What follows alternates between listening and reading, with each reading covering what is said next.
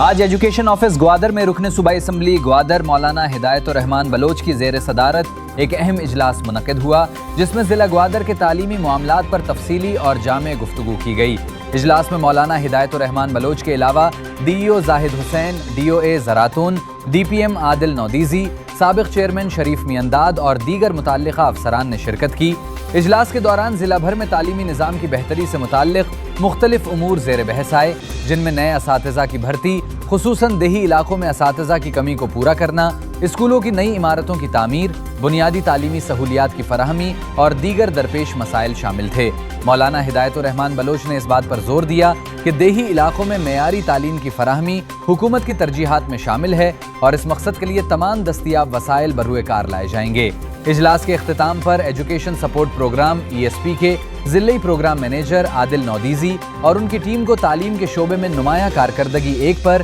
تعریفی خط پیش کیا گیا۔ اس موقع پر مولانا ہدایت الرحمان بلوچ نے کہا کہ یونیسیف کے تعاون اور ضلعی پروگرام مینیجر عادل نودیزی کی مسلسل محنت کے باعث ضلع گوادر میں تعلیمی شعبے میں نمایاں بہتری دیکھنے میں آئی ہے، جو ایک خوشائند پیش رفت ہے۔ انہوں نے مزید کہا کہ یونیسیف اور ایجوکیشن سپورٹ پروگرام کے تحت school development plan S D پی کے ذریعے کئی اسکولوں کی حالت بہتر بنائی گئی، جبکہ آؤٹ آف اسکول بچوں کے لیے اے ایل پی سینٹرز قائم کیے گئے ہیں، جہاں بچے تعلیم کے ساتھ ساتھ ہنر بھی سیکھ رہے ہیں۔ انہوں نے بتایا کہ یونیسیف کے اسکول سینٹرز بچوں اور بچیوں کے لیے ایک منظم تربیتی پلیٹ فارم فراہم کر رہے ہیں، جہاں اسکول کی تعلیم کے ساتھ مختلف فنی مہارتیں بھی سکھائی جا رہی ہیں، جو مستقبل میں بچوں کے لیے خود کفالت کا ذریعہ بنے گی۔ آخر میں مولانا ہدایت الرحمان بلوچ نے امید ظاہر کی کہ اسی جذبے اور تعاون کے ساتھ ایجوکیشن سپورٹ پروگرام، یونیسیف اور ضلعی پروگرام مینیجر عادل نودیزی موجودہ سرگرمیاں اور مختلف کمپوننٹس جاری رکھیں گے، جن میں school centres, school S D پی،